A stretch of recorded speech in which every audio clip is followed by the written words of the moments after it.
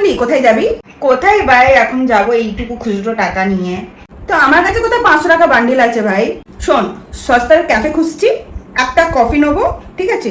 চুকুক চুকুক করে খাবি, একটা কফি 4 ঘন্টা ধরে, ঠিক আছে?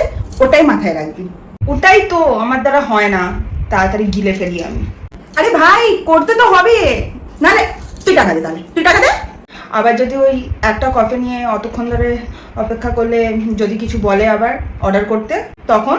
শোন শোন, ওরা না তোর মতো গাধা নয়, ঠিক আছে? ওরা দেখেই বুঝতে পারবে যে আমরা জন্মগত ভিখারি, ঠিক আছে? তুই অত চাটনিস না তো, বেশি বেশি ভাবি সবসময়। ঠিক আছে আমি করে নেবো, কিন্তু তখন যদি বলিস না যে আমার খুব এম্বারেসিং ফিল হচ্ছে, আমি কিন্তু অর্ডার করতে পারবো না, তুই করবি কিন্তু অর্ডার, কারণ আমার কাছে নেই টাকা, বাড়ি থেকে দেয় না টাকা।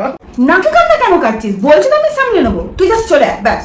ঠিক আছে তাহলে আমি রেডি হচ্ছি, তুই খোঁজ সস্তার কিছু। তুই শুধু মাথায় রাখবি একটা কফি 4 ঘন্টা, ব্যাস, ঠিক আছে? একটা কফিতে কাজও হয়ে যাবে, কম বিলে উঠবে, আর পকেট থেকে কম টাকাও খসবে। তুই এই জিনিসটা মাথায় ঢুকিয়ে লক করে চারটে কোথাও একটা ফেলে দেয়।